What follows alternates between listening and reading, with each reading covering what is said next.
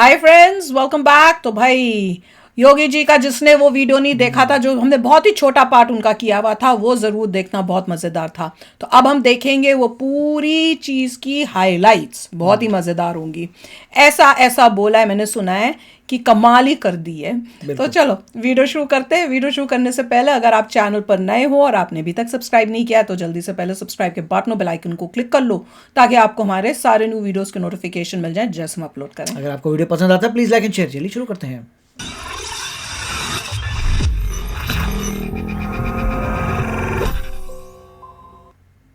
चोरों के जो है हित, ठगों के बल हैं, जिनके प्रताप से पलते पाप सकल हैं।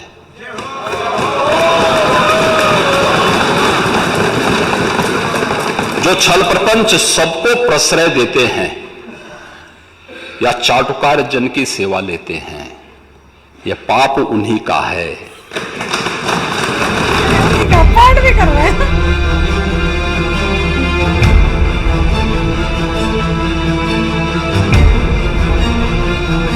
कर्म तो तुम्हें करनी चाहिए जो अपने पाप की सम्मान नहीं कर पाए। कम से कम इस बात को शर्म करनी चाहिए कि समाजवादी पार्टी उस दिन जिन्ना की आरती उतार रहा था। किस दिन? टॉप 6 मोमेंट्स जिन्ना की आरती उतार रहा था। अगर वह एक छक्का मारते ना तो कहते रहे छक्का मार दिया, तो ये ऐसे ही छक्के हैं। क्रिकेट के सिक्सर को, क्रिकेट के छक्के को ये छक्का समझ गए और फिर बोले कि मैं तो वो हूं जो अकेला आया हूं, अकेले ही चला जाता हूं। हमने तो कभी नहीं पढ़ा कि छक्कों की भी शादियां हुआ करती हैं। अब मैं कह रहे थे कि आप अकेले अकेले क्यों कर रहे थे? भाई मैं तो अकेले ही हूं और अकेले ही आया हूं और अकेले ही जाना है। मैं तो अकेले जाऊंगा महोदय। हाँ, मॉल में भी जाता। नहीं, बॉल नहीं, मैं ये कह रहा हूं। लेकिन ये कैसे खेलते थे इसका मैं एक समाचार पत्रों को देख रहा था। मैंने कहा नेता विरोधी दल बहुत बड़े खिलाड़ी होंगे तो हो सकता हम इनका नाम किसी पुरस्कार के लिए भेज दें। यूपी के किसी खिलाड़ी को मिले तो हमारे लिए तो बहुत अच्छी बात होनी चाहिए। हमने अभी तमाम खिलाड़ियों को नौकरी के दिए।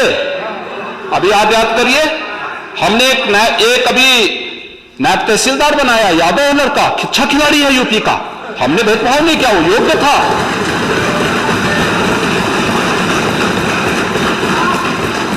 हमने ललित उपाध्याय को दिया, ओलंपिक में मेडल जीते थे। हमने डीपीएसपी बनाया है।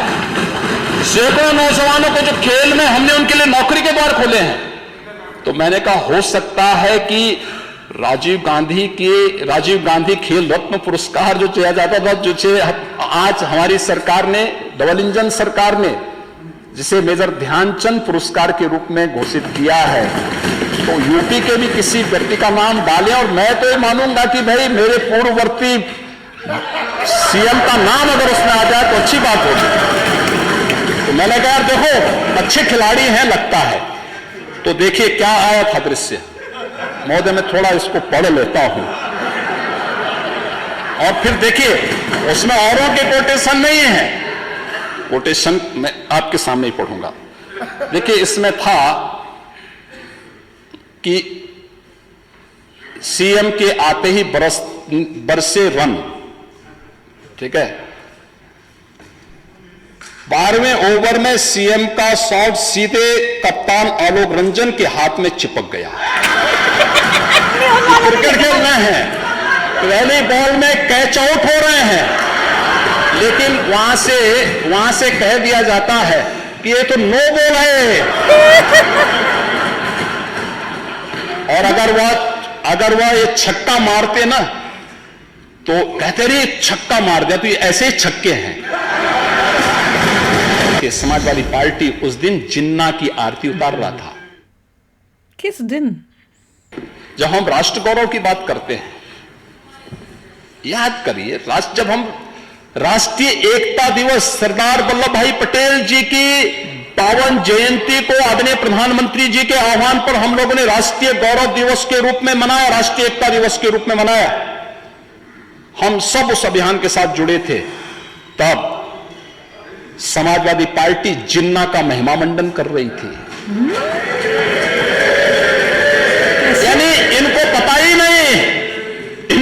ही नहीं, एक तरफ 31 अक्टूबर की तिथि राष्ट्रीय एकता दिवस के रूप में पूरे देश के अंदर मनाया जा रहा है।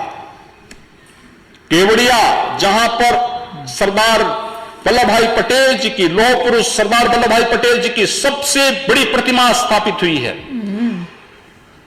और हर एक जनपद में कार्यक्रम हो रहे थे, अलग अलग स्तर पर कार्यक्रम हो रहे थे। एक तरफ सरदार वल्लभ भाई पटेल भारत की एकता के शिल्पी, जब हम उन्हें सम्मान देने का काम कर रहे थे, समाजवादी पार्टी उस दिन जिन्ना की आरती उतार रहा था। कैसे कर सकता है कोई?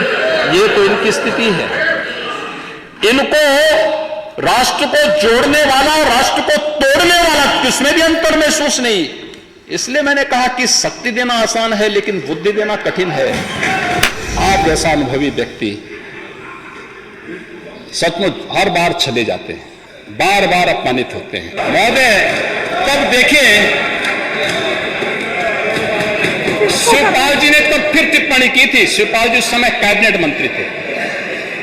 देखिए, कुछ चीजें तो बहुत होती हैं। भाइयों, बिन होई न प्रीति, भगवान राम ने बात कही थी, मैं उस पर भी अभी चर्चा करूंगा। भय बिन हो न प्रीत। उन्होंने, मैं आपको पूरी चौपाई सुना देता हूं। उन्होंने कहा था, विनय न मानत जलधि जड़, गए 3 दिन बोले राम सकोप तब।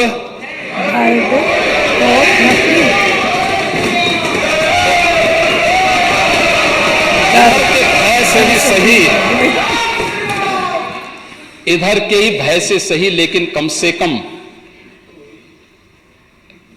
काका श्री को सम्मान मिलना प्रारंभ हो गया।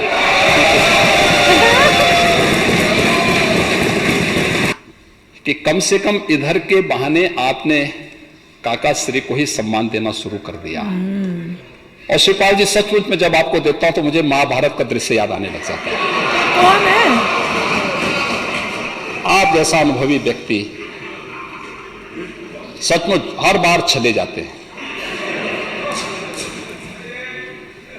बार बार अपमानित होते हैं। आपके अनुभव, आपके संघर्षों का लाभ समाजवादी पार्टी को नहीं लेना चाहिए।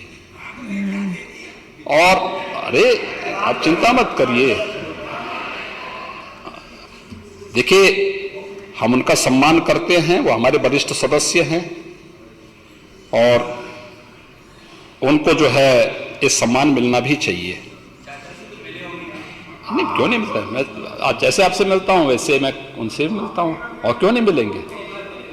हाँ, क्यों नहीं, बार बार मिलते हैं, बार बार मिलते हैं। नहीं, उनकी सिक्योरिटी भी उनको दी जानी चाहिए, और सिक्योरिटी मुझे लगता है जितने जरूर आप कह रहे हैं, जरूर करेंगे। आपने सिफारिश कर दी है, जरूर उनको मिलनी चाहिए। सिक्योरिटी चाहिए ना, ये जो साथ में बैठे उनकी बात कर रहे हैं। चाचा को भी अपने स्वाभिमान को बनाए रखना चाहिए।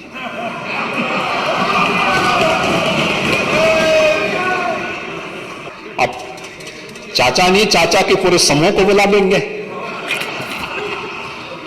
है? लेकिन देखिए, चाचा को रहना अकेले ही है।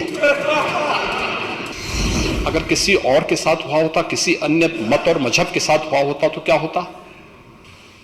तो उस समय समाजवादी पार्टी ने अपने यहां से फिर एक नया शगुफा छोड़ने का प्रयास किया, और था मध्यकाल के एक बहुत प्रसिद्ध धार्मिक ग्रंथ को लेकर के, श्री रामचरित्र मानस को लेकर के, तुलसीदास जी को लेकर के। क्या किया महोदय? संत तुलसीदास जी ने जिस कालखंड में रामचरित्र मानस की रचना की थी,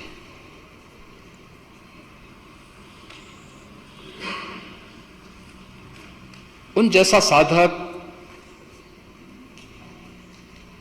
और संत को उस समय की सत्ता का बुलावा आया था। अकबर ने उनको बुलाया था। तुलसीदास जी ने तो एक ही बात उनको कह दी थी कि हम चाकर रघुवीर के पठो लिखो दरबार, तुलसी अब का होई गे नर के मन सबदार। बहुत अच्छा संदेश दे दिया था उन्होंने। लास्ट महीने में समझ आया। और उन्होंने कहा देखिए हमारा तो एक ही राजा है, तो राम है। बाकी राम के अलावा मैं किसी को राजा नहीं मानता। आज भी रामलीलाओं का जो प्रचलन है संत तुलसीदास जी की देन है, समाज को एकजुट करने के लिए।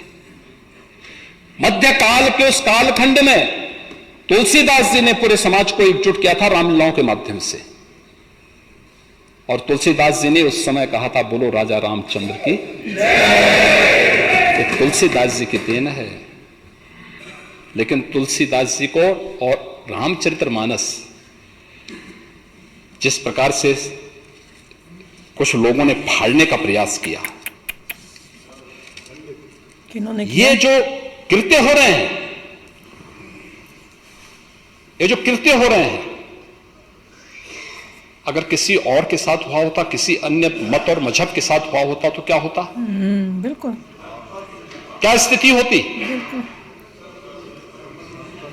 यानी आप जिसकी मर्जी आए वो हिंदुओं का अपमान कर ले, गुड। जिसकी मर्जी आए वह शरारत कर ले, अपने अनुसार शास्त्रों की विवेचना कर ले।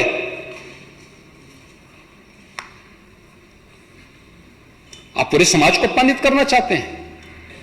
यह चौपाई है कहां पे? अगर आप रामचरितमानस के सुंदर कांड में जाएंगे तो सुंदर कांड में यह प्रसंग तब आता है जब भगवान राम 3 दिन तक समुद्र से लंका में जाने के लिए रास्ता मांगते हैं और रास्ता नहीं मिला। तो पहली चौपाई तो मैंने पहले बता दी थी, जब उन्होंने कहा कि भय बिन होई न प्रीति। और तब जब लक्ष्मण जी धनुष और बाण लेकर के राम जी के पास जाते हैं, भगवान राम को देते हैं, और भगवान राम तीर का संधान करके फिर समुद्र को चेतावनी दे करके आगे की कार्रवाई करते हैं, तब समुद्र खड़ा होता है और भगवान राम के सामने फिर कहता है महोदय ये वही पंक्ति है, प्रभु भल कीन मोई सिख दिन ही मर जादा पुनि तुम्हारी आता है, वो भी साथ बोल रहे हैं। ढोल गंवार सूत्र पशुरानी सकल ताड़न के अधिकारी। अब ये सीख से है, शिक्षा से है। तो मैंने शुरू में इसी बात को कहा ना, विरासत में नहीं मिलती।